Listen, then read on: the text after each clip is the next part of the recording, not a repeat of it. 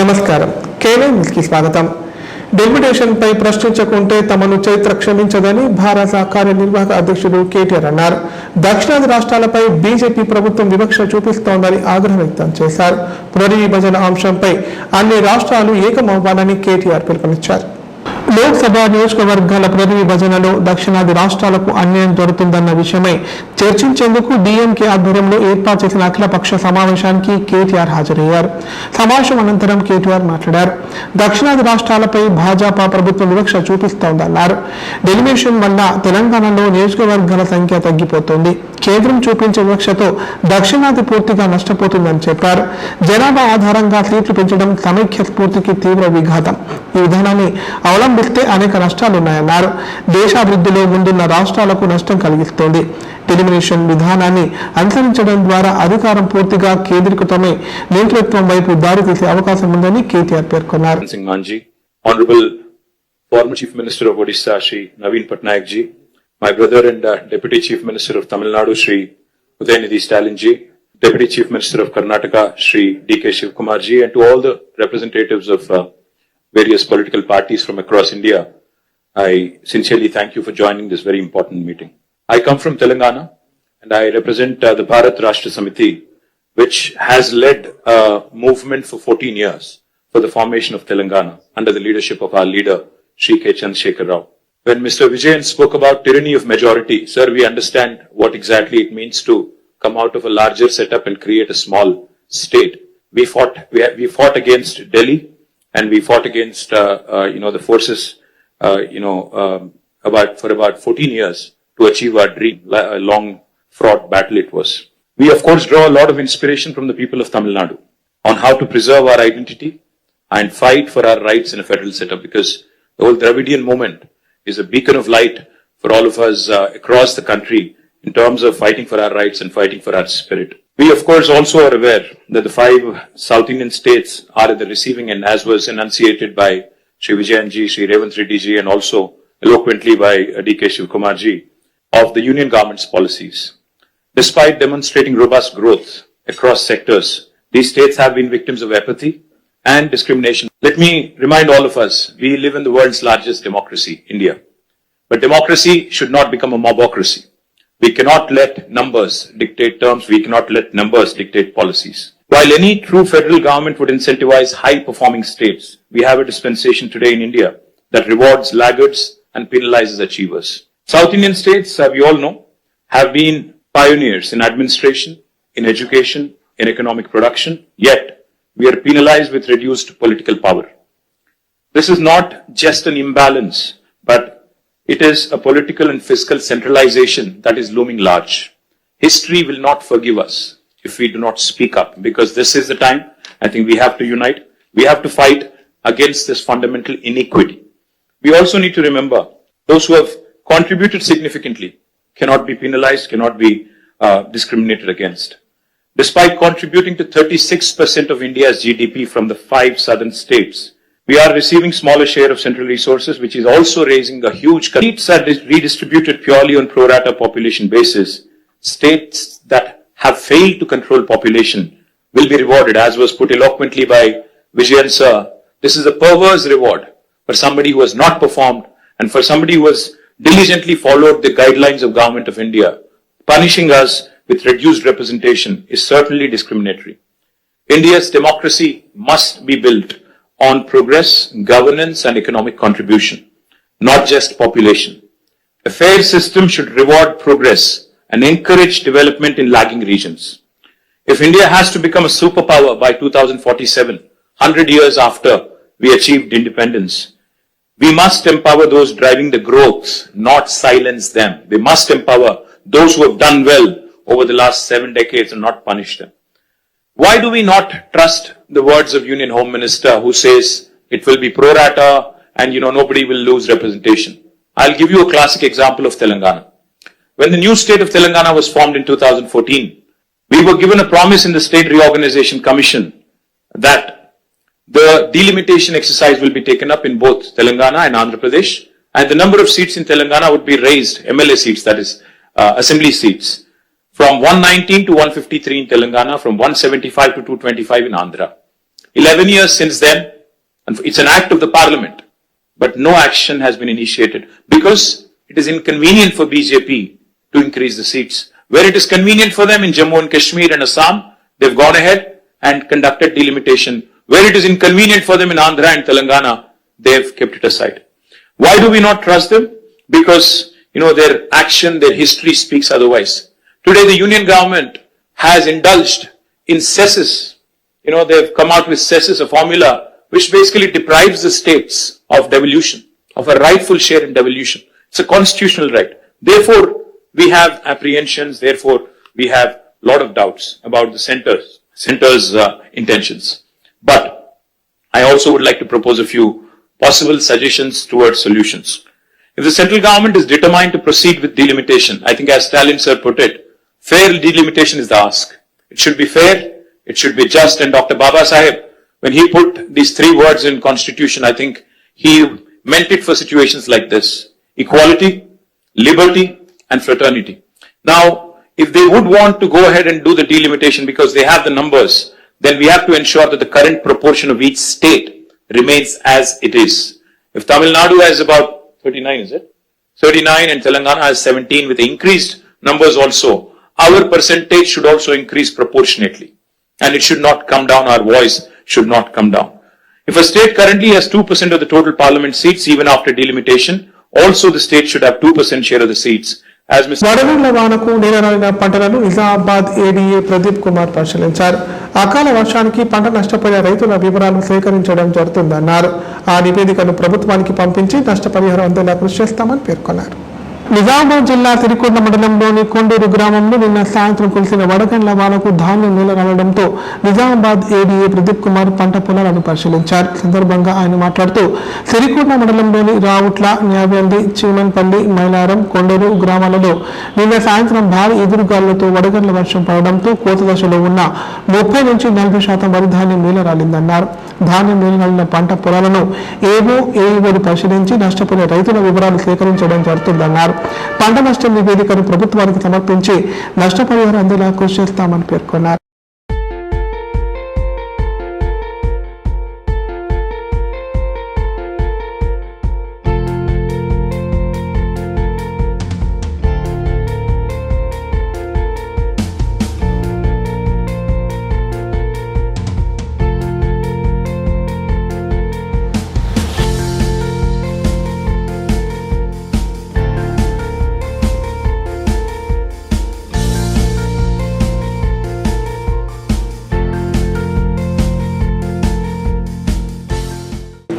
హక్కుల కోసం తెలంగాణ నుంచి ఉద్యమ పొలికేక మొదలైందని ఎమ్మెల్సీ కల్వకుంట్ల కవిత అన్నారు.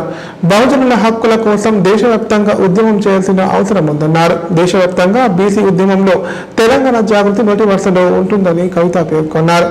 తెలంగాణ జాగృతి యునైటెడ్ పూలే ఫ్రంట్ డిమాండ్తో తలొగ్గి ప్రభుత్వం వేర్వేరు బిల్లులు పెట్టిందని చెప్పారు. సిద్దిపేట జిల్లా కొమరవెల్లి మల్లికార్జున స్వామి వారిని దర్శించుకున్న అనంతరం ఎమ్మెల్సీ కల్వకుంట్ల కవిత మీడియాతో మాట్లాడారు. బీసీ బిల్లులు ఆమోదం పొందితే మొక్కు చెల్లించుకుంటానని గతంలో ప్రకటన చేశానని చెప్పారు. చట్టసభలో బిల్లు ఆమోదించిన నేపథ్యంలో కొమరవెల్లిలో మొక్కు చెల్లించుకున్నానని తెలిపారు. తెలంగాణ జాగృతి యునైటెడ్ పూలే ఫ్రంట్ డిమాండ్కు ప్రభుత్వం తలొగ్గి వేర్వేరు బిల్లులు పెట్టిందన్నారు. బీసీలకు 42% రిజర్వేషన్లు కల్పిస్తూ బిల్లులు ఆమోదం పొందిన రీత్యా ప్రభుత్వం తదుపరి అడుగులు వేయాలి. చట్టాలను కేంద్రం నుంచి ఆమోదించుకొని అమలు చేసేందుకు ప్రణాళిక రూపొందించాలని చెప్పారు. రాష్ట్ర చట్టసభలు ఆమోదించిన బిల్లును కేంద్రం ఆమోదించడానికి ప్రభుత్వం ప్రయత్నించాలని కోరారు. ఆమోదించిన చట్టాలను ఎవరైనా కోర్టులో సవాలు చేస్తే ప్రభుత్వం గట్టిగా కొట్లాడాలని కవిత పేర్కొన్నారు.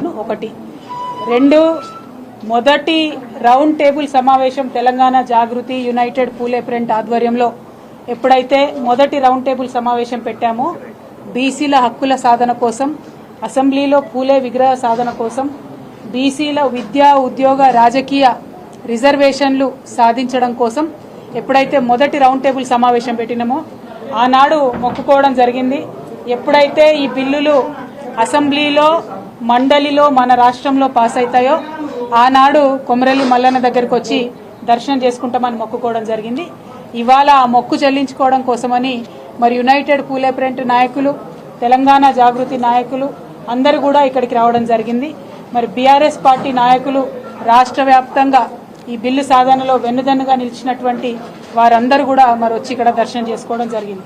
అదేవిధంగా స్థానిక జనగామ నియోజకవర్గానికి సంబంధించినటువంటి నాయకులు గౌరవనీయులు పెద్దలు ముత్తిరెడ్డి యాదగిరెడ్డి గారు, అట్లానే లోకల్గా ఉండేటటువంటి ప్రతి ఒక్క నాయకులందరికీ కూడా పేరు పేరున మండలిలో ప్రవేశపెట్టినారో దానికి అక్కడే ఆగకుండా నెక్స్ట్ అడుగు ఏదైతే ఉందో ఢిల్లీ వరకు వెళ్ళి సాధించుకోవడానికి ప్రభుత్వం అన్ని విధాలుగా చిత్తశుద్ధితో ప్రయత్నం చేయాలని డిమాండ్ చేస్తూ ఉన్నాం. అంటే ఒకవేళ ఈ బిల్లు కోర్టులలో పడ్డ ప్రభుత్వం వెంటబడి బలంగా కొట్లాడాలి. 2, కేంద్ర ప్రభుత్వం ఈ బిల్లు ఇవ్వడంలో ఎటువంటి తాత్సరం చేసినా ఆ తాత్సరం జరగకుండా రాష్ట్ర ప్రభుత్వం చిత్తశుద్ధితో ప్రయత్నం చేయాలి. 3, భారతదేశంలో 50% పైచీలకు రిజర్వేషన్లు ఇచ్చేటటువంటి రాష్ట్రాలు మన తెలంగాణ రాష్ట్రంతో సహా దాదాపు 9-10 రాష్ట్రాలు ఉన్నాయి. ఎప్పుడైతే ఈడబ్ల్యూఎస్ రిజర్వేషన్ 10% ఇవ్వాలని కేంద్ర ప్రభుత్వం పార్లమెంట్లో చట్టం చేసిందో ఆనాటి నుండి ఈనాటి వరకు మన తెలంగాణ రాష్ట్రంలో కూడా 54% రిజర్వేషన్ ఇంప్లిమెంట్ అవుతున్నటువంటి విషయాన్ని ప్రభుత్వం గమనించుకొని మరి 50% అనేటటువంటి రిజర్వేషన్ అనే అడ్డంకి తొలగిపోయింది కాబట్టి సుప్రీంకోర్టు వరకైనా వెళ్ళి బీసీల కోసం ఏదైతే మీరు 2 బిల్లులు ప్రవేశపెట్టారో ఆ 2 బిల్లులు కూడా సాధించుకోవడానికి ప్రయత్నం చేయాలి. ఇవాళ ప్రభుత్వం బీసీల కోసం బిల్లు పెట్టాలి అనేటటువంటి ఆలోచన వచ్చేలాగా పిల్లలొల్లి, అది వెల్మలలోల్లి, అందరూ అగ్రవర్ణాలలోల్లి, అట్లానే అందరికన్నా ఎక్కువ మా ఆడబిడ్డలలోల్లి. ఎందుకంటే భారతదేశంలో ఆడబిడ్డలకు బీసీలకు రాజ్యాంగంలో హక్కులు కల్పించుంటే ఈపాటికే మన దేశం అమెరికా అభివృద్ధిలో దాటిపోయి ఉండేదని బలంగా నేను విశ్వసిస్తా ఉన్నాను. ఆనాడు మనకు హక్కులు దక్కలేదు. ఇవాళ హక్కులు దక్కడంలో పోరాటం చేయడంలో తెలంగాణ నుంచే ఒక ఉద్యమ పొలికేక లేచింది, ఒక ముందడుగు పడ్డది. రేపటి నాడు ఈ తెలంగాణలో పడ్డ ముందడుగు దేశవ్యాప్తంగా కూడా చుట్టి రావాలి. దేశవ్యాప్తంగా కూడా బీసీల హక్కుల కోసం మనందరం కూడా పోరాటం చేయాలి. మరి మల్లన్న స్వామి సన్నిధిలో ఈ మాట చెప్తా ఉన్నామంటే అది మామూలు విషయం కాదు. ఆ కొమరెల్లి మల్లన్న దయ ఉంటే ఏదైనా కూడా సాధించుకుంటాం. మేము ఏనాడైతే ఫస్ట్ సభ పెట్టినామో ఆనాడే మొక్కుకున్నాం, అది సాధించుకున్నాం. మళ్ళా ఇవాళ మొక్కుకొని పోతా ఉన్నాం. ఖచ్చితంగా దేశవ్యాప్తంగా ఉన్న బీసీలకు ఒక వేగు ముఖ్యమంత్రి వర్యులు కేసీఆర్ గారు మల్లన్న స్వామికి 13 ఎకరాల భూమి మొదలుండే, అది కూడా కొద్దిగా ఇబ్బందులలో ఉండే. మొదల 13 ఎకరాల భూమి వివాదాన్ని 19 ఎకరాల భూమి వివాదాన్ని పరిష్కరించి మల్లన్న స్వామికి మాన్యం ఉండాలి అని చెప్పి 136 ఎకరాల భూమిని మల్లన్న స్వామికి ప్రభుత్వం తరఫున ఇచ్చి ఆల్మోస్ట్ తిరుపతిలో ఎట్లా అయితే వసతి గృహాలు ఉంటాయో అట్లా ఉండాలి మా మల్లన్న స్వామి దేవాలయం అని చెప్పి కేసీఆర్ గారు కలలు కన్నారు. దానికి తగ్గట్టుగా మేము వస్తుంటే తొవ్వల చూసినాం. గుట్ట మీద దాదాపు 50 గదులతోని ఇవాళ సత్రాల నిర్మాణం అవుతా ఉన్నాయి. మల్లన్న స్వామి దగ్గరకు వచ్చేటటువంటి రోడ్లు స్వయంగా కేసీఆర్ గారు నిలబడి మరి రోడ్లు అన్ని సైడ్లు బాగుండాలని చెప్పి రోడ్లు వేయించడం, స్వామివారి ఆలయానికి సంబంధించి అన్ని రకాల కార్యక్రమాలు సమయానికి జరిగేటట్టుగా ఆలోచన చేయడం. అందులో ప్రత్యేకించి మనం చూసుకుంటే ఇప్పుడు నేను చెప్పినట్టు 50 గదుల రూమ్లతో పాటు క్యూ కాంప్లెక్స్ భవనం 12 కోట్లతోని, పట్నాల మండపం 3.5 కోట్లతోని, పల్లమ్మ దేవాలయ మండపం 2 కోట్లతోని, సూదిమాను గుండు అట్లనే డమరుకం నేను చూసిన చీకట్ల రాలే, ఇప్పుడు వెలుతురులో కనబడతలేదు కానీ చీకట్ల చాలా బాగా కనబడుతుందట. ఆ డమరుకం నిర్మాణానికి 70 లక్షలు. కార్యకర్త మరణానికి ఎమ్మెల్యే పోచారం కారణమని చేస్తున్న ఆరోపణలు పూర్తిగా నిరాధారమైనవని అగ్రోస్ చైర్మన్ కాసుల బాలరాజ్ అన్నారు. వాస్తవాలు తెలుసుకోకుండా ఇలాంటి ఆరోపణలు చేయడం సరికాదన్నారు.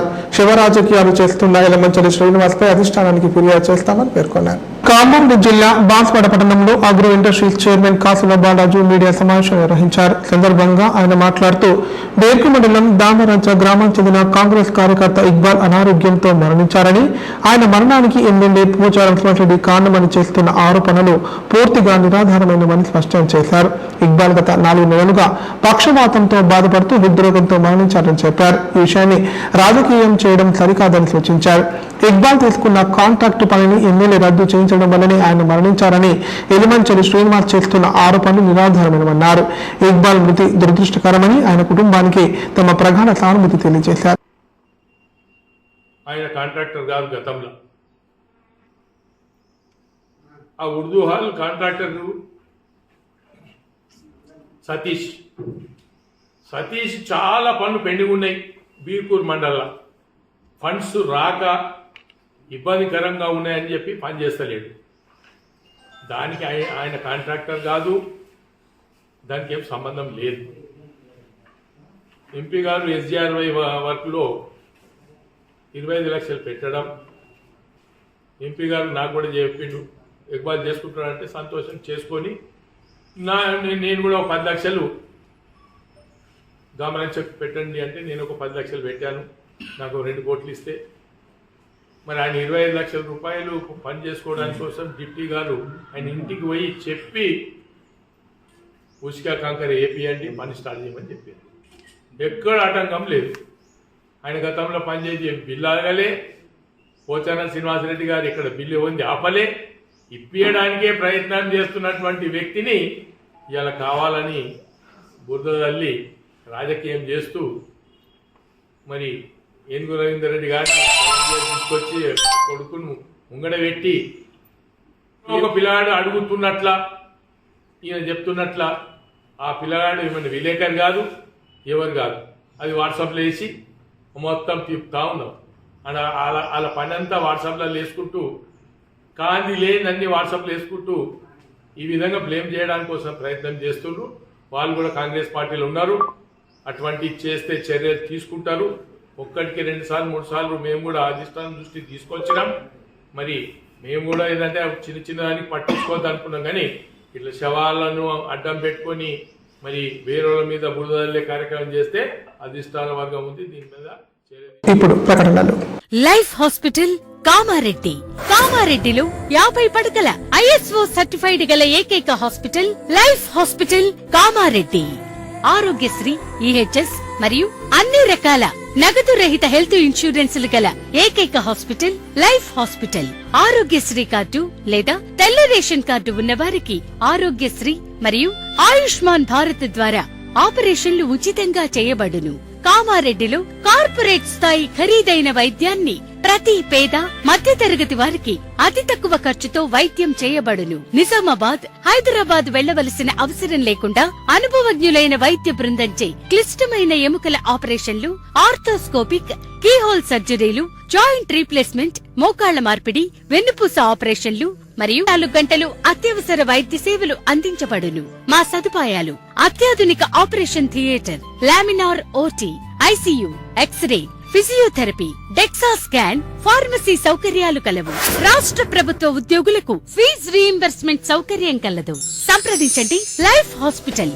తెలంగాణలో మొట్టమొదటిసారిగా అధునాతన పద్ధతిలో నరాల, మానసిక, sex, alcohol, fits treatment, AC intensive care unit ఇప్పుడు మన నిజామాబాద్ లో doctor B Keshavulu MD psychiatry, Osmania గారి ఆధ్వర్యంలో అన్ని సదుపాయాలు గల అత్యాధునిక అతిపెద్ద హాస్పిటల్ ప్రారంభించబడ్డది. నరాల బలహీనతలు, తలనొప్పి, ఫిట్స్, పళ్లు బిగపట్టడం, భయం, గుండెదడ, డిప్రెషన్, ఒంటరితనం, మంత్రాలు చేతబడి చేశారని అనుమానపడటం, వ్యతిరేకమైన ఆలోచనలు, తన గూర్చి మాట్లాడుకుంటున్నారని, చంపడానికి వస్తున్నారని భ్రమపడటం, ముట్టిందే ముట్టటం, కడిగిందే కడగటం, సెక్స్ లో బలహీనత, శీఘ్రస్ఖలనం, హస్తప్రయోగం, సెక్స్ లో తీవ్ర అసంతృప్తి, భార్యాభర్తల మధ్య అనుమానాలు, పిల్లల అల్లరి, అతికోపం, మతిమరుపు, చదువులో వెనుకబాటుతనం, alcohol, cigarette, gutka, Gul form బానిసైన వారికి స్పెషల్ ట్రీట్మెంట్. గమనిక: ఆధునిక ఏసీ వార్డు, అత్యంత విశాలమైన భవనం, అన్ని నరాల మానసిక సమస్యలకు మరియు ఆల్కహాల్ ను మాన్పించుటకు అడ్మిషన్స్ సౌకర్యం గల తెలంగాణలోనే అతిపెద్ద hospital doctor Keshavulu hospital. Bus stand ఎదురుగా లైన్, ఖలీల్వాడి,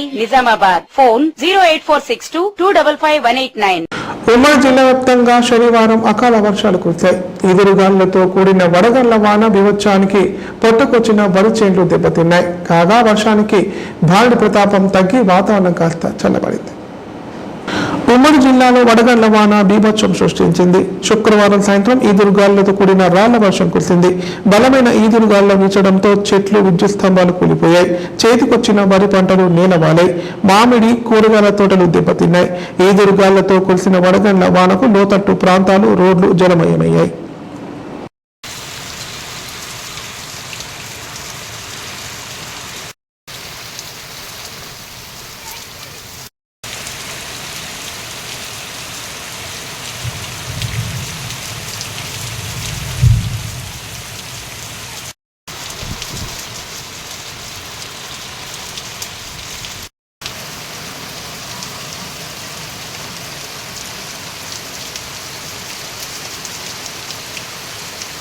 ఇప్పుడు సంక్షిప్త వార్తలు.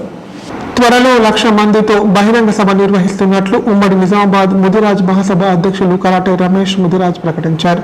కామారెడ్డి జిల్లా అదనపు కోర్టులో పబ్లిక్ ప్రాసిక్యూటర్ గా నియామకమైన న్యాయవాది దేవుని సూర్యప్రకాష్ సన్మాన కార్యక్రమం నిర్వహించారు. సందర్భంగా ఆయన మాట్లాడుతూ త్వరలో కామారెడ్డి జిల్లా కేంద్రంలో 50,000 మందితో బైక్ ర్యాలీ నిర్వహించి హక్కుల కోసం, బతుకుదేరు సమస్యల కోసం, న్యాయమైన డిమాండ్ల కోసం అపూర్వ సభ నిర్వహిస్తున్నట్లు తెలిపారు. గత కేసీఆర్ టీఆర్ఎస్ ప్రభుత్వం ముదిరాజులకు అన్యాయం చేసినందున టీఆర్ఎస్ ప్రభుత్వం గద్దె దించి కాంగ్రెస్ ప్రభుత్వాన్ని గెలిపిస్తే కాంగ్రెస్ కూడా ముదిరాజుల సమస్యలను పట్టించుకోవడం లేదని ఆవేదన వ్యక్తం చేశారు. ముదిరాజులకు తగిన న్యాయం కల్పించకుంటే కాంగ్రెస్ కు పుట్టగదులు ఉండవని వక్తలు హెచ్చరించారు. సమావేశంలో కామారెడ్డి జిల్లా అధ్యక్షులు విజయానంద్, జిల్లా మహాసభ ప్రధాన కార్యదర్శి బొక్కల వేణు, ఉమ్మడి మెదక్ ప్రధాన కార్యదర్శి భిక్షపతి, శ్రీనివాస్ తదితరులు పాల్గొన్నారు.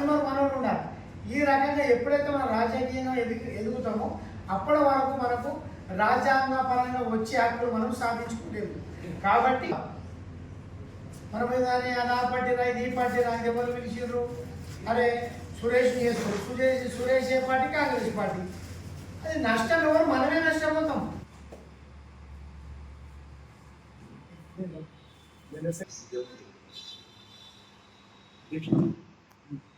కోర్టు పబ్లిక్ ప్రాసిక్యూటర్గా సూర్యప్రసాద్ గారిని బాసవాడ మార్కెట్ కమిటీ చైర్మన్గా మంత్రి గణేష్ గారి సతీమణిని ఈరోజు సన్మానం చేసుకున్న సందర్భంగా ఈరోజు మీడియాతో కామారెడ్డి ముదిరాజ్ మహా గర్జన ఏర్పాటు చేయబోతున్నాం.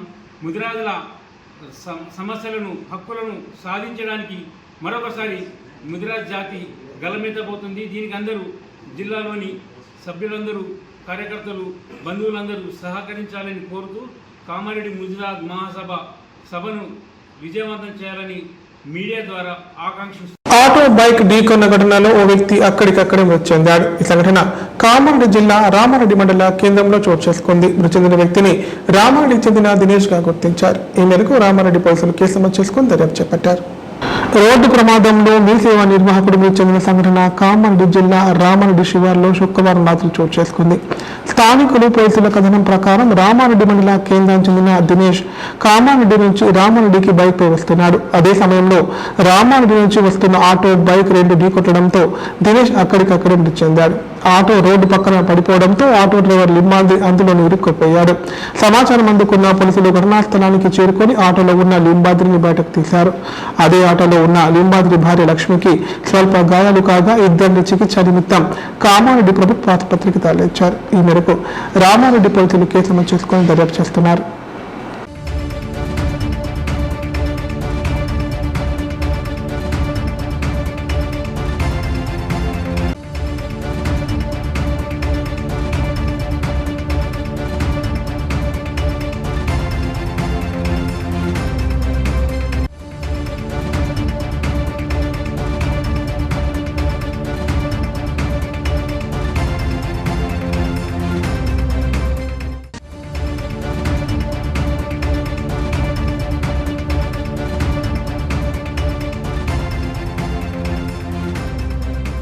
వార్తలు ఇంతటితో సమాప్తం. తిరిగి ప్రసారం వార్తలు మళ్ళీ కలుద్దాం. అంతవరకు సెలవు. నమస్కారం.